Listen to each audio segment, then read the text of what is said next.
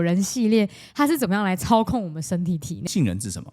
止咳平喘。因为结论确实是这样，结论就是这样。我们讲了一大串，你也可以直接记所以杏仁就止咳平喘。但是这边有一个陷阱，就是如果你把杏仁当成止咳平喘，你所有的咳嗽都用杏仁，你会发现一点效都没有。比如说今天如果不是因为气受到攻击或阻塞跑到血里面去的咳出来，你用杏仁就无效。杏仁它之间有什么样意象上的关联吗？那么你看，你回头再看杏子长什么样，那我们刚刚说嘛，杏仁本身是白色的，它属气，外面的果子是红黄色的，然后又有杏仁的表皮又有脉络，所以就不是血嘛，所以它就是被困在血里面的气。所以你想要解除这种状况，把那个困在血里面的气重新提出来，这个药就是杏仁。